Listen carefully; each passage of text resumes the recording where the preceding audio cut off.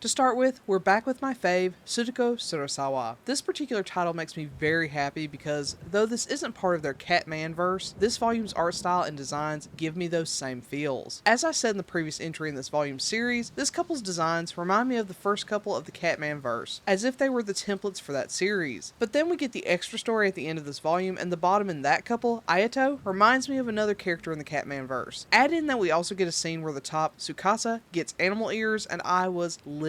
Is this art style perfect? Not at all. It's very wonky, but I love it, and I really reveled in this series. Now, I have a bunch of things I want to discuss regarding the main story, but before we get to that, let me talk about the treat, which is the extra story at the end. For one, uncensored butthole. Yes, there is a super sexy panel with an uncensored butthole. That is such a great panel. If you're shocked and offended by this note, I'm sorry, but I'm a degenerate through and through. So I'm going to get excited about the uncensored butthole. Plus, there's a woman's lingerie fetish in here, another wonderful addition. This story isn't the most emotional out there, but it doesn't have to be. The strong point is certainly the smut, which this does excellently. Now on to the main couple and the main story. Unlike the original story, where most of the main couple story is focused on the dubcon nature of their relationship, plus revealing how dark and suicidal Satoshi is, the focus in this series is definitely seeing Kakeru's attraction towards Satoshi changing. Sex, including the dubcon nature of their physical relationship, is certainly still a significant focus, but this series is much more emotional. There's a chapter dedicated to Kakeru pampering Satoshi through his catatonic depressive state that is just so tender and sweet that it hardly feels like the same couple. Knowing Satoshi isn't conscious gives Kakeru the freedom to love Satoshi in the sweet way he craves because Kakeru won't be embarrassed. Kakeru's Tsundere pride stays intact while we get some sweet loving we've missed out on. I